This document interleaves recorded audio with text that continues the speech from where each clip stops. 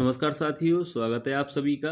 तो आज की क्लास में आप लोगों का एक टेस्ट लिया जाएगा। तो टेस्ट के बारे में मैं आपको बता दूं कि आज के टेस्ट में प्रश्नों की कुल संख्या 25 है और हर प्रश्न के लिए आपको 5 सेकंड का समय दिया जाएगा और उसके बाद आपको सही आंसर बताया जाएगा। तो सभी विद्यार्थी इस टेस्ट को जरूर दें और टेस्ट के एंड में आप लोग बताइएगा कि 25 में से कितने प्रश्न आपके सही गए। तो चलिए ज़्यादा समय न लेते हुए आज के टेस्ट को शुरू करते हैं और देखते हैं पहला प्रश्न। तो देखिए, पहला प्रश्न है, हिंदी एकांकी का विकास किस युग से माना जाता है। तो देखिए, इस प्रश्न का सही उत्तर क्या होगा कि हिंदी एकांकी का विकास किस युग से माना गया है। भारतेंदु युग, छायावाद युग, छायावादोत्तर युग और द्विवेदी युग। तो आप लोग पहले अपना आंसर सोच लीजिए। तो देखिए, इस प्रश्न का जो सही उत्तर हो जाएगा ऑप्शन बी, छायावाद युग से यहाँ पर राइट आंसर हो जाएगा। हिंदी एकांकी का विकास किस युग से माना जाता है, छायावाद युग से।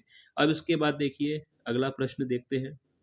आधुनिक हिंदी काव्य का वैतालिक कहा जाता है जयशंकर प्रसाद को, भारतेंदु हरिश्चंद्र को, सूर्यकांत त्रिपाठी निराला को या रामधारी सिंह दिनकर को। तो पहले आप लोग अपना आंसर सोच लीजिएगा कि क्या आंसर सही होगा।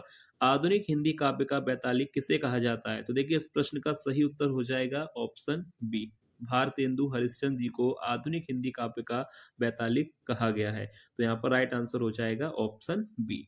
अब इसके बाद देखिए नेक्स्ट क्वेश्चन देखते हैं।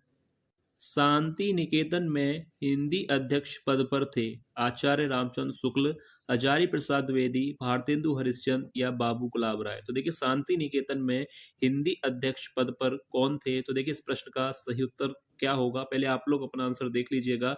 मैं आपको यहाँ पर आंसर बता दूं, इस प्रश्न का सही उत्तर हो जाएगा ऑप्शन बी, हजारी प्रसाद द्विवेदी, जो कि शांति निकेतन में हिंदी अध्यक्ष पद पर थे। तो यहाँ पर ऑप्शन बी राइट आंसर हो जाएगा। अब इसके बाद देखिए नेक्स्ट क्वेश्चन देखते हैं। प्रबंध काव्य के अंतर्गत नहीं आता है महाकाव्य, खंड काव्य, आख्यान गीतियां या मुक्तक काव्य। तो पहले आप लोग अपना आंसर देख लीजिएगा कि क्या राइट आंसर होगा। प्रबंध काव्य के अंतर्गत नहीं आता है तो इस प्रश्न का सही आंसर हो जाएगा ऑप्शन डी, मुक्तक काव्य, जो कि प्रबंध काव्य के अंतर्गत नहीं आता। तो यहाँ पर ऑप्शन डी राइट आंसर होगा। महाकाव्य, खंड काव्य, आख्यान गीतियां ये जो है प्रबंध काव्य के अंतर्गत आती हैं। मुक्तक काव्य प्रबंध काव्य के अंतर्गत नहीं आता है। तो यहाँ पर इस प्रश्न का सही आंसर हो जाएगा ऑप्शन डी। अब इसके बाद देखिए नेक्स्ट क्वेश्चन देखते हैं। तार सप्तक का प्रकाशन वर्ष है सन 1940, सन 1943 या सन 1953 या सन 1959। तो देखिए, पहले आप लोग अपना आंसर देख लीजिएगा कि तार सप्तक का प्रकाशन वर्ष क्या है।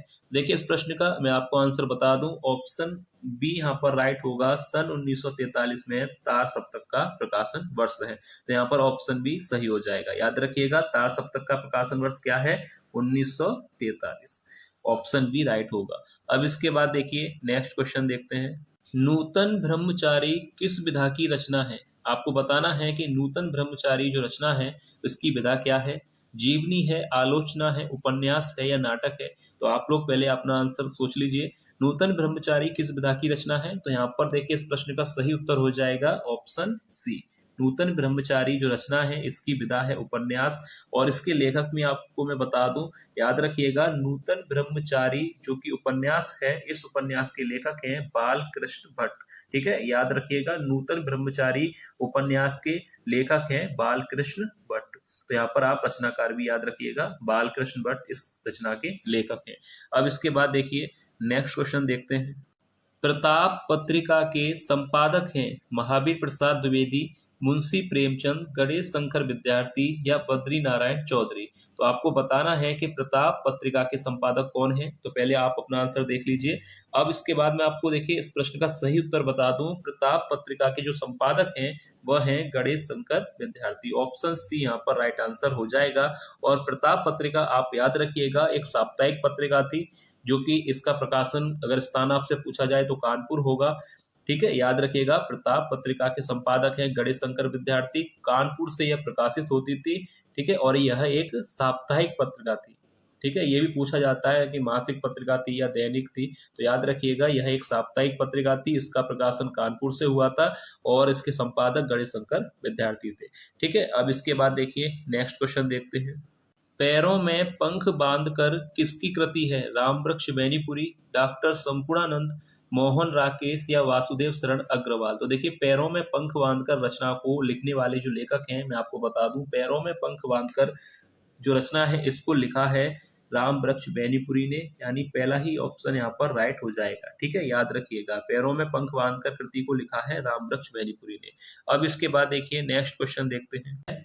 आकाश गंगा कृति के लेखक हैं, तो देखिए पहले आप लोग अपना आंसर देख लीजिएगा कि इस प्रश्न का सही आंसर क्या होगा। रामविलास शर्मा, रामकुमार वर्मा, बालकृष्ण शर्मा या रामधारी सिंह दिनकर। तो आकाश गंगा कृति को किस लेखक ने लिखा है? तो देखिए मैं आपको इस प्रश्न का सही उत्तर बता दूं, आकाश गंगा जो कृति है इसको लिखने वाले जो लेखक हैं वह है रामकुमार वर्मा।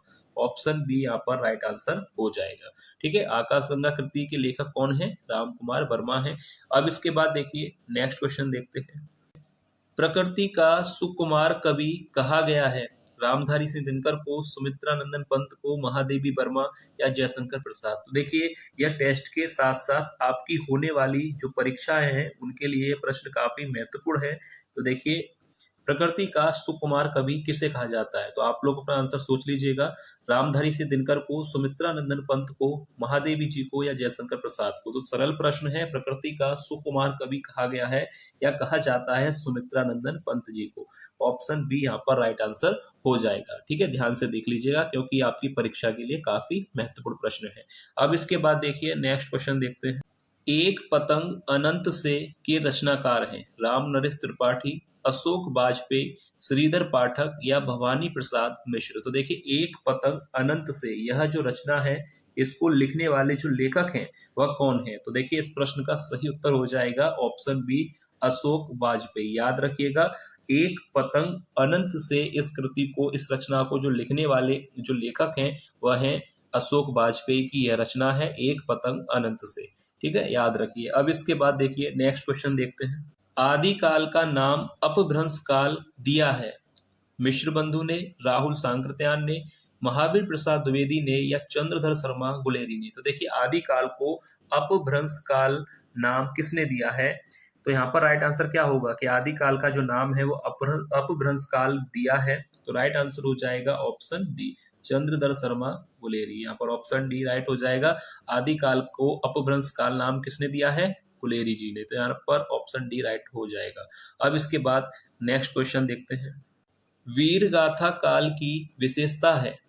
तो देखिए ये प्रश्न आपकी परीक्षा के लिए काफी महत्वपूर्ण प्रश्न है। टेस्ट में इसलिए इसको लिया गया था कि ये प्रश्न आपकी परीक्षा में आ सकता है। वीर गाथा काल की विशेषता है नारी का रूप सौंदर्य चित्रण, प्रकृति चित्रण या युद्ध का सजीव चित्रण या मुक्तक काव्य। तो देखिए वीर गाथा काल की विशेषता क्या है? तो पहले आप लोग अपना आंसर देख लीजिएगा, सोच लीजिए क्या आंसर है। वीर गाथा काल की जो विशेषता है ऑप्शन सी इस प्रश्न का सही उत्तर होगा युद्ध का सजीव चित्रण। ठीक है, ऑप्शन सी यहाँ पर राइट आंसर हो जाएगा। वीरगाथा काल की विशेषता क्या है? युद्धों का सजीव चित्रण। अब इसके बाद देखिए नेक्स्ट क्वेश्चन देखते हैं। साकेत रचना की नायिका कौन थी? राधा, उर्मिला, द्रौपदी या यशोधरा। तो देखिए इस प्रश्न का जो भी राइट आंसर है पहले आप लोग सोच लीजिएगा, मैं आपको प्रश्न का आंसर बता दूं। साकेत रचना जो कि मैथिली शरण गुप्त की है, इसकी नायिका कौन थी? तो देखिए इस प्रश्न का सही उत्तर हो जाएगा उर्मिला, यानी ऑप्शन बी यहाँ पर राइट आंसर होगा। ठीक है, याद रखिएगा साकेत रचना के जो लेखक हैं मैथिली शरण गुप्त हैं और इस रचना की जो नायिका है वह है उर्मिला। अब इसके बाद देखिए नेक्स्ट क्वेश्चन देखते हैं। लोकगीतों का संग्रह है, लोकगीतों का संग्रह है कविता कौमुदी, ग्राम्य गीत, वीरांगना या मानसी। तो आपको बताना है कि लोकगीतों का संग्रह इनमें से कौन सी रचना है। तो यहाँ पर राइट आंसर हो जाएगा ऑप्शन बी ग्राम्य गीत। ठीक है, याद रखिएगा लोकगीतों का संग्रह ग्राम्य गीत है। तो ऑप्शन बी यहाँ पर राइट आंसर हो जाएगा। अब इसके बाद देखिए नेक्स्ट क्वेश्चन देखते हैं। जहां किसी वस्तु की तुलना दूसरी प्रसिद्ध वस्तु से की जाती है वहां होता है रूपक अलंकार या अनुप्रास अलंकार, उपमा या यमक। तो देखिए आपको बताना है कि जहां किसी वस्तु की तुलना दूसरी प्रसिद्ध वस्तु से की जाती है तो वहां पर कौन सा अलंकार होता है? रूपक, अनुप्रास, उपमा या यमक। तो आपने अलंकार के बारे में पढ़ा होगा, तो ये प्रश्न आपके लिए काफी सरल प्रश्न है। तो इस प्रश्न का जो सही उत्तर हो जाएगा कि जहां किसी वस्तु की तुलना दूसरी वस्तु से की जाती है वहां पर होता है उपमा अलंकार। ऑप्शन सी यहाँ पर राइट आंसर हो जाएगा। ठीक है, याद रखिएगा। और ये भी प्रश्न आपकी परीक्षा के लिए महत्वपूर्ण प्रश्न है, इंपोर्टेंट प्रश्न है कि किसी वस्तु की तुलना दूसरी वस्तु से की जाए वहां पर उपमा अलंकार होता है। अब इसके बाद देखिए अगला प्रश्न देखते हैं। रोला छंद के प्रत्येक चरण में मात्राएं होती हैं 25, 21, 24 या 22। तो देखिए ये भी प्रश्न आपकी जो परीक्षाएं होने वाली हैं उसके लिए काफी महत्वपूर्ण प्रश्न है कि रोला छंद के प्रत्येक चरण में मात्राएं कितनी होती हैं 25, 21, 24 या 22। तो मैं आपको बता दूं, पहले आप लोग सोच लीजिएगा कि आंसर होगा। तो देखिए इस प्रश्न का सही उत्तर हो जाएगा ऑप्शन सी 24। ठीक है, रोला छंद के प्रत्येक चरण में कितनी मात्राएं होती हैं 24। अब इसके बाद देखिए अगला प्रश्न देखते हैं। उपदेश शब्द में प्रयुक्त उपसर्ग है, आपको बताना है कि उपदेश में उपसर्ग क्या है, आ है, अ है या उप है या अन है। तो सरल प्रश्न है, उपदेश में उपसर्ग क्या होगा, ऑप्शन सी उप। ठीक है, सरल प्रश्न है, उपदेश में उपसर्ग हो जाएगा उप। तो यहाँ पर राइट आंसर हो जाएगा ऑप्शन सी। अब इसके बाद देखिए नेक्स्ट क्वेश्चन देखते हैं। पूर्व पद संख्यावाची किस समास में होता है। तो ये प्रश्न समास से लिया गया है कि पूर्व पद संख्यावाची किस समास में होता है, तत्पुरुष में, कर्मधारय में, द्विगु या द्वंद्व। तो देखिए इस प्रश्न का सही उत्तर क्या होगा, आप लोग आंसर देख लीजिएगा। पूर्व पद संख्यावाची किस समास में होता है, तत्पुरुष में नहीं, कर्मधारय में नहीं। यहाँ पर राइट आंसर हो जाएगा ऑप्शन सी द्विगु समास में।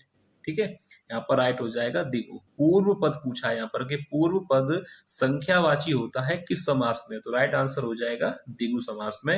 जो पहला पद होता है वह संख्यावाची होता है। अब इसके बाद नेक्स्ट क्वेश्चन देखते हैं। किवाड़ का तत्सम रूप है, आपको बताना है कि किवाड़ का तत्सम रूप क्या होगा, करपट, कबाड़, कपाट या किवाड़। तो देखिए राइट आंसर क्या होगा, आप लोग देख लीजिएगा इसका आंसर क्या होना चाहिए। किवाड़ का तत्सम रूप क्या होना चाहिए, करपट होना चाहिए या कबाड़ होना चाहिए, कपाट या किवाड़। तो देखिए किवाड़ का तत्सम हो जाएगा कपाट, ऑप्शन सी यहाँ पर राइट आंसर हो जाएगा। ठीक है, किवाड़ का तत्सम रूप क्या होगा, कपाट। अब इसके बाद देखिए नेक्स्ट क्वेश्चन देखते हैं। गंगा का पर्यायवाची नहीं है, तो आपको बताना है कि गंगा का पर्यायवाची इनमें से कौन नहीं है, भागीरथी, कालिंदी, सुरसरिता या देवनदी।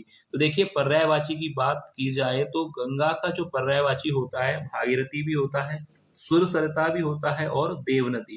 तो यहाँ पर जो सही उत्तर हो जाएगा ऑप्शन बी कालिंदी, जो कि गंगा का पर्यायवाची नहीं है। गंगा का पर्यायवाची कालिंदी नहीं है, कालिंदी जो पर्यायवाची है यमुना का है। ठीक है, याद रखिएगा गंगा के पर्यायवाची हैं भागीरथी, सुरसरिता और देवनदी। कालिंदी यमुना का पर्यायवाची है, ना कि गंगा का। ठीक है, तो आपको क्लियर होना चाहिए। अब इसके बाद देखिए नेक्स्ट क्वेश्चन देखते हैं। उत्कर्ष का विलोम शब्द होगा, ऑप्शन दिए गए हैं अकर्ष, अपकर्ष, आकर्ष या अनुत्कर्ष। तो देखिए यहाँ पर इस प्रश्न का आंसर क्या होगा, आप लोग अपना आंसर देख लीजिएगा। उत्कर्ष का विलोम शब्द हो जाएगा अपकर्ष, यानी ऑप्शन बी यहाँ पर राइट आंसर होगा। ठीक है, याद रखिएगा उत्कर्ष का विलोम शब्द क्या होगा, अपकर्ष। अब इसके बाद देखिए अगला प्रश्न देखते हैं। इसकी परीक्षा हो रही है एक शब्द होगा, तो आपको बताना है कि जिसकी परीक्षा हो रही है इसके लिए एक शब्द क्या होगा, विद्यार्थी, परीक्षार्थी, शोधार्थी या परीक्षक। तो आप लोग अपना आंसर देख लीजिएगा। जिसकी परीक्षा हो रही है के लिए एक शब्द होता है परीक्षार्थी, यानी ऑप्शन बी यहाँ पर राइट आंसर हो जाएगा। ठीक है, याद रखिएगा जिसकी परीक्षा हो रही है के लिए एक शब्द क्या होगा, परीक्षार्थी। अब इसके बाद देखिए नेक्स्ट क्वेश्चन देखते हैं। 3-13 करना मुहावरे का सही अर्थ है, खूब कमाना, ठीक से गिनती नहीं करना, बिखेर कर रख देना या विश्राम करना। तो देखिए 3-13 करना मुहावरे का सही अर्थ क्या होगा, तो यहाँ पर इस प्रश्न का जो सही उत्तर हो जाएगा ऑप्शन सी बिखेर कर रख देना या तितर बितर कर देना। तो 3-13 करना मुहावरे का सही अर्थ हो जाएगा बिखेर कर रख देना। ठीक है, ध्यान से देख लीजिए। अब इसके बाद देखिए नेक्स्ट क्वेश्चन देखते हैं। विद्यालय का संधि विच्छेद है, देखिए यहाँ पर 4 ऑप्शन दिए गए हैं, तो राइट आंसर क्या होना चाहिए, विद्यालय का संधि विच्छेद क्या होगा। तो यहाँ पर मैं आपको बता दूं सही विकल्प हो जाएगा ऑप्शन सी विद्या प्लस आलय। ठीक है, याद रखिएगा विद्यालय का संधि विच्छेद क्या होगा, ऑप्शन सी यहाँ पर इस प्रश्न का सही उत्तर हो जाएगा। ये था आज के टेस्ट का लास्ट प्रश्न। तो आप लोग बताइएगा कि आज का टेस्ट आप लोगों का कैसा रहा, यानी 25 में से कितने प्रश्न आप लोगों के सही गए। तो आप सभी कमेंट करके जरूर बताइए। तो चलिए मिलते हैं नेक्स्ट क्लास में ऐसे और महत्वपूर्ण प्रश्नों के साथ, तब तक के लिए धन्यवाद।